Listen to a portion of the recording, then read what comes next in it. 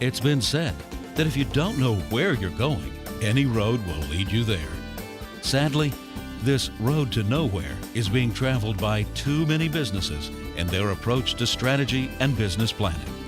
Marcia Steele is a specialist in helping businesses to correct their course. Born in Jamaica, Marcia Steele has counseled some of the world's most admired companies and is a top growth strategy and management consultant. Listen as Marcia Steele explains how to use strategic thinking to improve strategic planning. Today we're going to talk about strategic thinking. Many of us have heard about strategic planning. Many of us have been involved with strategic planning. But how many of us do strategic thinking? When I have an opportunity to interview and speak with presidents and CEOs, project managers, chairmen, I ask them, what do you wish your leadership team paid more attention to? What do you wish they did more of? Many times the answer is, I wish they would think strategically. So today we're going to talk about strategic thinking. We're going to talk about 3 specific things. One, we're going to talk about strategic posture. What does that mean? Then we're going to look at how do we increase our return on investment? How do we focus so that we get the greatest leverage or the greatest return for what we do? And the third thing is a jewel. Many people don't know what makes something strategic. After today, when you meet with someone or they come to you and say, this is a strategy we're going to use, ask them, what makes it strategic? And if they can't answer, you can help them. Strategic planning isn't planning for the future. Rather, it is thinking about the future of our present decisions. So let's talk about how we're going to frame our future decisions so that we can plan to get greater results. Okay? Now here's why this is important. The game has changed, so the way we play the game has to change. See, many companies, they were caught either between the status quo or a crisis. Oh, this is a problem, so let me do this, and they run and do this. Wow, got that done. So then they go back into normalcy, complacency mode. Next crisis, so they do this little dance, okay? We don't want the dance. The process many companies have gone through to stop this dance. And see if you can identify with this. First, they said we must reorganize. Been there? Yes. Let's re-engineer. Did that. Then they realign. Now they say we've got to realize we need to do something else. We need to think differently. So it's not about re-engineering, reorganizing, realigning. All those things are not enough if we don't learn to think strategically. One of my favorite quotes is from Schopenhauer. He said, thus, the task is not so much to see what no one else has seen, but rather to think what no one else has thought about that which everyone sees. Everybody sees the same thing. But how can we think what they have not thought? Because that enables you to position your company, your organization, and yourself. Because many people say, how can I elevate myself within my organization? How can I increase my value to the organization? If you increase your thinking, you ask questions they can answer. They now understand your value to the organization. Are you with me? Let's talk about the key parts of strategic posturing, which form the framework for strategic thinking. One of the great things about strategy is we don't know if our strategy was successful till hindsight. We don't know that our strategy for this game, for this product, for this new launch was successful until after the fact. That's why when we study strategy, we always go to the furthest part of history. We go to the Orient. So here are the symbols that the Orient uses when they talk about strategic posturing. The first would be, and you can think of it as a triangle with a point or fire. We want to blaze a trail with this product to the new market. We want to lay the track. You're just on the cutting edge of what's happening. That's one posture. So they think of fire as blazing a trail. The second, they think of the earth or the mountains. Because after the storm, the mountains will still be here. So if you're going through a turbulent time and your company wants to establish a strategic posture that says we're going to weather the storm, they might want to take a position of the mountains. And we call that one stillness. Now, the third element that the Orient uses is wind or water, because that is flexibility. If you notice, water always finds a way to get around the obstacles, right? And the ultimate flexibility for a business is when the competition tries to mimic you, you just turn and do something else. Have you ever tried to hold wind? You can't. So they'll never be able to catch you. You'll always be in a winning position.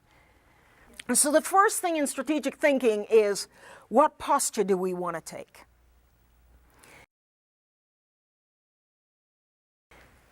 Oh, the next thing is so important. Because many things are competing for our time, our resources, and we know that not every goal is equal. You have 5 things you want to purchase, 5 things you want to do, 4 initiatives for the company. Where do you put your resources? Which one has the greatest opportunity to give you that return on investment? In other words, what we're going to try to do in this next portion, which is called the strategic focus, is how do we align our strategies to get the maximum result? Think of potentially lining up, whether it is dominoes, cards, bricks, where you can hit one and it ripples through everything else. So for the same amount of effort, instead of hitting 4 different targets, dividing yourself 4 different ways, you hit one and you get maximum result from that one strategic decision. The key thing to maximizing return on investment is to establish a relationship between goals. An interesting thing can happen after you go through this exercise. Because in this exercise, we want to establish a relationship between every goal. So you will have arrows and lines going between 1 and 2, 1 and 3, 1 and 4. And you want to ask yourself, what is the driver in that relationship? What's the driver between 2 and 3? Does 2 cause 3 to happen? Or 3 causes 2 to happen? Now, some of you might say, well, none really has an effect on each other. It's neutral. I want to encourage you not to draw dual arrows because that negates each other. What has more of an impact on the other? Does this impact it or does that impact it? And you should have, since we have 4 goals, you should have 3 lines going in or out of each goal. One of the interesting things that we often see is you might think that number 1 was your number 1 goal. And when we're finished drawing the arrows and their relationship with the arrowhead, we now find that number 3 was really the most important. How do we know that number 3 was the most important? It had 3 arrows going out The goal that has the greatest number of hours going out is the driving goal, the one that has an impact on everything else. The goal that has the most hours coming in is the recipient, and we certainly wouldn't want to put all our resources there. Look at the initiative, the goal that has the maximum drivers.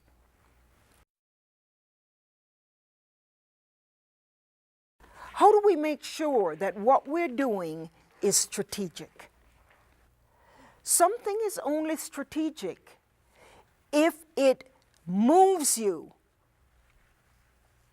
forward to your goal, if it moves you and gives you an unfair advantage, element of surprise, if it speeds up your chances of success, then it's strategic. Otherwise, it's just a nice thing to do. In this first box, write the word goal, any goal you might have. And in the top box, label this box critical success factors. Those are the things that absolutely must go right if we want to be successful. What are the things that need to be critical for your success? A new product launch? It could be first to market. It could be expanding a product line. What is critical for you to meet this goal? Then in the second box, we want to label that barriers. What could stand in our way of success? Let's say we wanted to have a new facility. One of the critical success factors would certainly be having the cash, the down payment for the new building, the new facility, the new equipment. A potential barrier could be, do we have the funds to keep that going? Do we have the cash flow, the working capital? So we need to take a look at critical success factors and barriers. Those two things help us to focus so that we are able to develop strategies.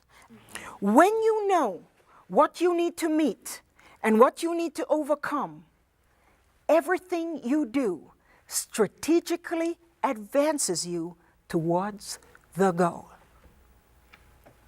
I want to tell you a story. I got really excited when I got an assignment. The phone rang and it said, we're looking for a strategic planner to help us with the Olympics. That's a pretty big deal, right? I'm getting excited. You know, important gig, engagement. Little did I know, I was going to be working on garbage trucks. Yes, garbage. You see, what they wanted was someone to help them build a master schedule of all the activities they had to do between January 1st and July 1st when the Olympics started. Now, I wasn't literally riding on the garbage trucks, but I was in charge of making sure the city was clean. So what I did, I went as high in the organization as I could and asked this visual question. Pretend that the Olympics are over and you're at a major event and everybody is clapping each other on the back and high fives and handshakes. The Olympic was a huge success. With respect to my project, the Clean Sweep project, what has to happen? The answer to that opened my eyes. The gentleman said that we attract more international business to the city. I was focusing on the goal of the Olympics. The Olympics was not the goal. The Olympics was the strategy to get to the goal. Now I ask you, in the projects that you're working on at work right now, are you focusing on what they've asked you to do? Or are you going beyond what they've asked you to do? One of my favorite quotes is from the book, The Road to CEO. Today's knowledge workers have a much greater shot at success if they can think strategically motivate people, and look and act as leaders.